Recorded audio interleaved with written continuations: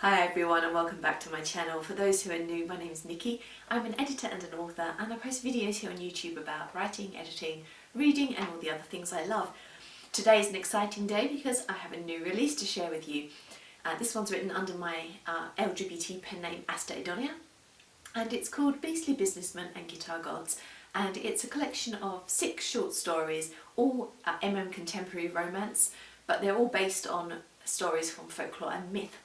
So I've got a little excerpt to share with you in a second, but first I'll just introduce the book a bit to you using a few questions. So the brief intro, I've already pretty much explained that. It's a short story collection and what inspired me to write this piece as we move into question 2. Now this actually came about, this collection, because one of my publishers put out a call asking for suggestions, recommendations for future anthologies.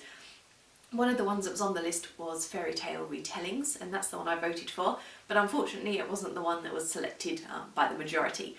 I was rather disappointed because I already had an idea for one story, and the more I stopped and thought about it, the more ideas came to me for other possibilities, other adaptations I could do, and I realised that with a couple more I would have enough to put together a collection of my own. So that's what I decided to do. The book first came out a couple of years ago from Wayward Ink Publishing, but because Wayward Ink has since ceased business, I got my rights back and it's now being re-released by the lovely folk at 9 Star Press, the release date being the 23rd of June.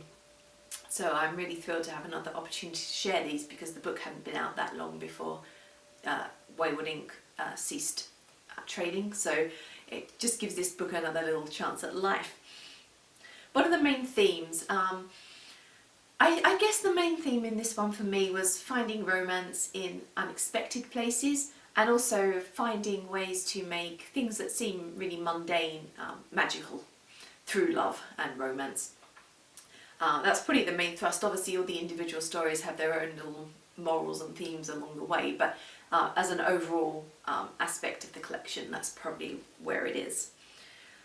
My favourite things about writing the stories were just picking them, I think. I had great fun. I had several ideas that came to me straight away. The characters just jumped to life on the page as soon as I started writing, and it was a real joy just to reimagine these well-known, in some cases, stories, and in other cases to introduce new stories hopefully to you. Which I guess leads me into the difficulties, and the main difficulty was probably that I wanted to do it as contemporary with no magic or fantasy elements in there, and there were some fairy tale stories that just didn't lend themselves well to that. You kind of needed that magical element, so it was a matter of difficulty in picking which stories I was going to use that I could incorporate into this non-magic environment, particularly because after I'd done the first few stories I realised that I could set them all within a sort of an interwoven reality, if you like, that exists in this investment firm. It's a financial investment company to which all the characters are connected in some manner. Many of them work there, or in the case of one story it's the guy's sister who works there. So I think that covers everything. Normally I would introduce all my characters, but because this is a short story collection there are many of them, so it's not like just introducing an MC and a love interest or anything like that. So I will leave that for you to find out as you read. The only other thing to say is that it's out on the 23rd of June. It will be available for all the usual places, obviously directly from my publisher 9 Star Press, but also on Amazon and Kobo, Barnes & Noble, all the usual haunts, and it will be released in both print and ebook format. So without any further ado, I'm going to read you a short excerpt. And this piece comes from the Beauty and the Beast retelling called A Debt is a Debt. Wynne settled his father into his favourite armchair and then retreated to the kitchen to make them both a cup of tea. His mind was racing with so many thoughts he had trouble concentrating. It took him nearly 5 minutes just to remember to switch on the kettle. His father's fears made him uneasy.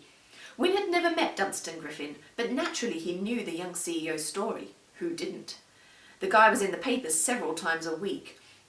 Sometimes it was the financial reviews offering commentary on yet another ingenious and revolutionary business strategy. Other times it was the tabloids reporting on his latest conquest. Dunstan Griffin was never seen with the same person on his arm twice. He switched between men and women so fast the papers could scarcely keep up, yet one thing was always constant. His dates were never anything less than physical perfection, with models, musicians and actors being the order of the day. If his father was worried about Win's virtue working with the billionaire playboy day and night, Win could reassure him on that score. After all, Win was nothing special. He would have described himself as average looking at most, and he'd never had much success with romance. He was altogether too shy, and that seemed to put off the handful of women who'd shown an interest over the years. He was too delicate for others, too feminine with his Cupid's bow and long dark lashes. No, he wasn't Dunstan Griffin's type at all. So what was the problem? Mr. Griffin would work Win hard, no doubt, but Win had never feared toil and would knuckle down and do what needed to be done. It would be a long, hard year, but hopefully a profitable one, in terms of experience. Everyone knew that jobs at Dundiffin Court were among the most sought after in the country, and here was Win with a key role handed to him on a plate. It was only for a year, and afterward it would look wonderful on his CV. He could do this. He would not let his father down. I hope you enjoyed that. As I said, the book's out on the 23rd of June. I'll put some details in the spiel below, and I look forward to seeing you all again next month when I have another release to share as well. Bye for now, everyone.